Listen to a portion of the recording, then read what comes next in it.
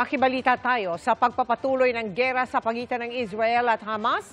Mula kay Rafi Tima, live pa rin mula sa Giza sa Egypt. Rafi? Mel, patuloy pa rin tayong nakatutok sa mga nangyayari sa Rafah border crossing kung saan bagamat wala sa listahan ay may mga nagtutungo roon nagbabaka sakaling makaalis at makapasok dito sa Egypt.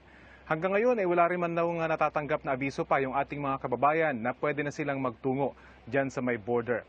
Samantala bukod sa Gaza-Egypt border na atin nga tinututukan dito, binabantayan rin ng ating embahada ang latest sa mga nawawalang Pinoy sa Israel at kung kabilang sila sa mga hawak ng Hamas. Tuloy rin ang pag-atake ng grupo sa Israel na iniinda ng ilan nating kababayan roon. Nakatutok si JP Soriano. Sa nakalipas na 24 oras, magkakasunod na air rocket alert siren ang umalingaw-ngaw sa Tel Aviv sa Israel. Kaya ang mga Pilipinong hotel workers gaya ni Dayanara sa mga pinakamalapit na shelter nagtutungo. Pero kung nasa mataas na palapag sila, sa mga pasilyo ng hagdan na sila umuupo dahil ito raw ang pinakamatibay na bahagi ng gusali. Doon lang sila habang hindi naririnig ang ganito.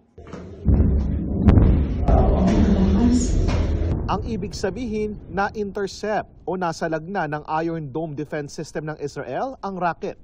Talagang nakaka-nervous, nakakatakot. Siren pa lang napakalakas na eh. Tapos after ng tunog ng siren, ayan na, magbo-boom na rin sa mental health namin.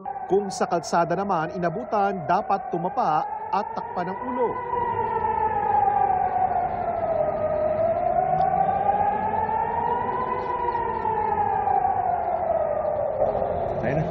Hindi, mamaya putukan na. Magpuputukan na ito. Alert level 2 pa rin ang pinaiiral ng Foreign Affairs Department sa Israel. Wala pang repatriation pero bawal na ang deployment ng mga new hires o first-timer roon. Pero pinag-aaralan kung posibleng itaas ang alert level sa ilang partikular na bahagi lang ng Israel. Maaari sigurong gawin by level, by area. Nandito alert level 3, doon alert level 2.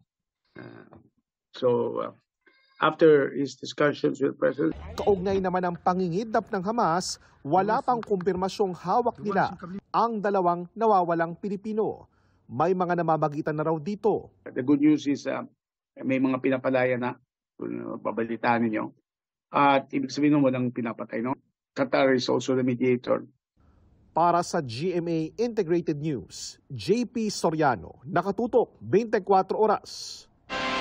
Mga kapuso, kasama nyo kami 24 oras. Mag-subscribe sa GMA Integrated News sa YouTube. Sa mga kapuso abroad, bisitahin ang GMA Pinoy TV at www.gmanews.tv.